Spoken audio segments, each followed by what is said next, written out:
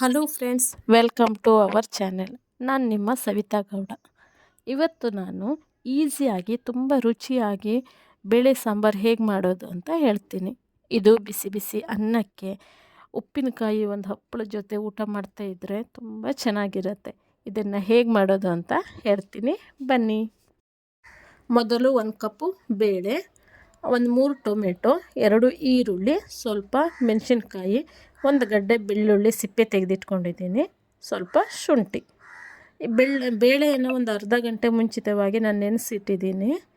ಬೇಳೆ, ಹಸಿಮೆಣಸು ಮತ್ತು ಶುಂಠಿ, ಬೆಳ್ಳುಳ್ಳಿ ಇವಿಷ್ಟನ್ನು ನಾವು ಒಂದು 3 ವಿಶಿಲನ್ನು ಕುಕ್ಕರ್ನಲ್ಲಿ ಹೊಡೆಸ್ಕೋಬೇಕು.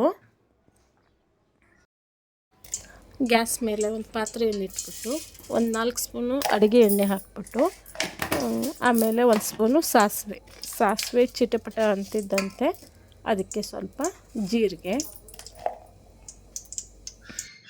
ಆಮೇಲೆ ಕರಿಬೇವು, ಆಮೇಲೆ 1-2 ಹಸಿಮೆಣಸಿನ್ಕಾಯನ್ನು ಹಾಕ್ಕೊಂಡಿದ್ದೀನಿ. ಎಣ್ಣೆಲಿ ಫ್ರೈ ಮಾಡಿ ಹಾಕೋದ್ರಿಂದ ತುಂಬ ಟೇಸ್ಟ್ ಬರುತ್ತೆ. ಆಮೇಲೆ ನಾವು ಹೆಚ್ಚಿಟ್ಟಂಥ ಈರುಳ್ಳಿ ಹಾಕಬೇಕು. ಈರುಳ್ಳಿ ನಮಗೆ ಅದು ಕಲರ್ ಚೇಂಜ್ ಆಗಬೇಕು, ಚೆನ್ನಾಗಿ ಫ್ರೈ ಮಾಡಬೇಕು. ತುಂಬ ಫ್ರೈ ಆದಮೇಲೆ ಹೆಚ್ಚಿಟ್ಟದಂಥ ಟೊಮೆಟೊನ ಅದಕ್ಕೆ ಹಾಕಬೇಕು.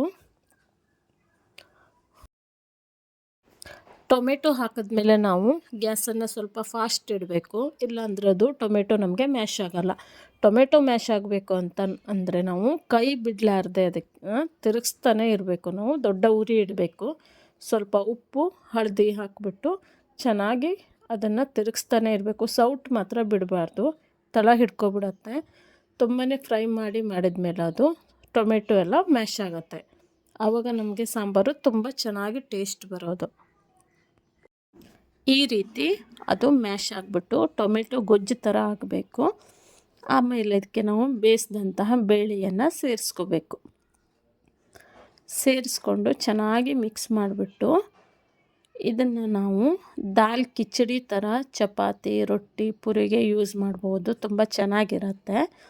ನಮಗೆ ರೈಸ್ಗೋಸ್ಕರ ಆಗಿರೋದ್ರಿಂದ ಸ್ವಲ್ಪ ನೀರನ್ನು ಸೇರಿಸ್ಕೋಬೇಕು. ನಮ್ಗೆ ಎಷ್ಟು ನೀರು ಬೇಕೋ ಅಷ್ಟನ್ನು ಸೇರಿಸ್ಕೋಬೇಕು.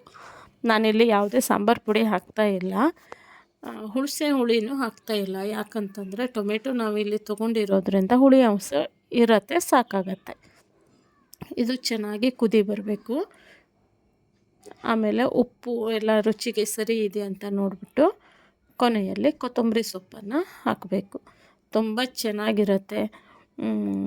ಊಟ ಮಾಡ್ತಾ ಇರಬೇಕು ಅಂತ ಅನಿಸುತ್ತೆ. ಒಮ್ಮೆ ಟ್ರೈ ಮಾಡಿ ಹೇಗಿತ್ತು ಅಂತ ನನಗೆ ಹೇಳಿ.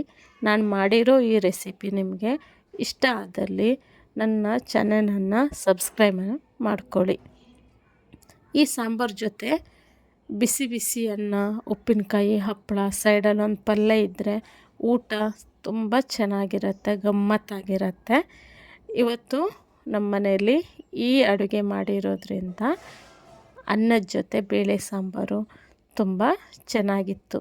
ನೀವು ಟ್ರೈ ಮಾಡಿ ಹೇಗಿತ್ತು ಅಂತ ಹೇಳಿ. ತುಂಬ ಧನ್ಯವಾದಗಳು.